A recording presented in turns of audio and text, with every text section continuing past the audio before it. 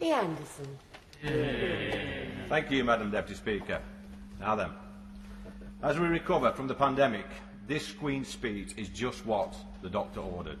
And I can tell you now that the residents of Ashfield and Eastwood are absolutely delighted with the contents of the Queen's speech. And this is the type of the Queen's speech that actually justifies the reason why I and many of my colleagues won the Red Wall seats in 2019. We're getting tough on law and order, we're getting tough on illegal immigration, and we are winning the culture war. Our asylum system is broken, and the eagerly awaited Sovereign Borders Bill will ensure illegal immigrants cannot claim asylum if they've travelled to a safe country to get here. And this is excellent news for genuine asylum seekers who do need our help. Our brave ex-servicemen should not have to worry about getting a knock on the door 40 years later after serving in Northern Ireland. And we're going to fix that. They deserve better. The media and the opposition call our police, crime, sentencing and courts bill controversial. Imagine that, Madam Deputy Speaker. A bill that ensures the most violent criminals get locked up for longer. A bill that ensures public nuisances like Extinction Rebellion and Black Lives Matter are prevented from damaging property and disrupting public life. A bill that sees sex offenders locked up for longer. A bill that sees thugs who attack our emergency workers locked up for longer. There is nothing controversial here at all, Madam Deputy Speaker. This is what the British people want. This is what they expect, and I welcome it. But I would like to see us go further, especially with antisocial behaviour from nuisance neighbours who make their neighbourhood a miserable place to live. Imagine coming home from a hard day's work with the usual lot causing trouble, causing problems. There's excessive noise, swearing, threatening behaviour, abusive behaviour, a lack of reasoning, a lack of common sense. It sounds like a shadow cabinet reshuffle to me, but this actually happens every single day in this country.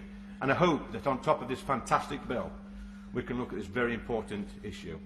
The Environment Bill is good news, and even the Lib Dems, even though they're not here, they should be supporting this because they do their bit by cutting emissions by all travelling to work in one minibus.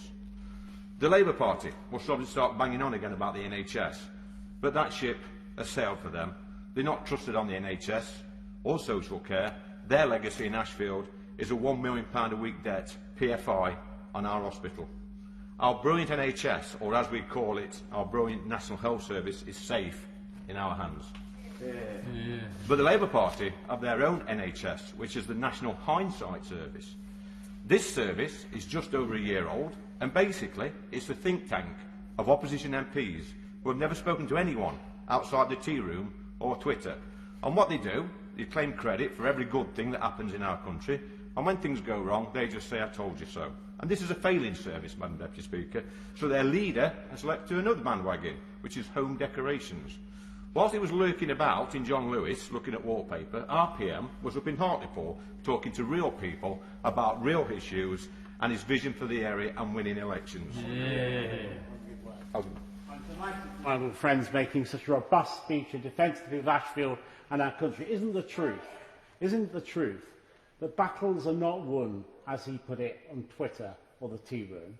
They're won up and down this country, and this government in this Queen's speech are speaking with a silent majority who've been ignored or derided by the metropolitan elite for too long. I think my right honourable friend for that intervention is absolutely spot on. It's worth always remembering, a little bit of advice for the opposition, that it is the silent majority in this country that wins the elections, and it is the silent majority that will win the next election for us. And another word of warning to the Labour Party: if we carry on with Queen's speeches like this one every year, then the Red Wall seats will stay with us for a very long time. And when they refurbish this chamber, we're going to need extra benches on this side of the House. Thank you, Madam Deputy Speaker.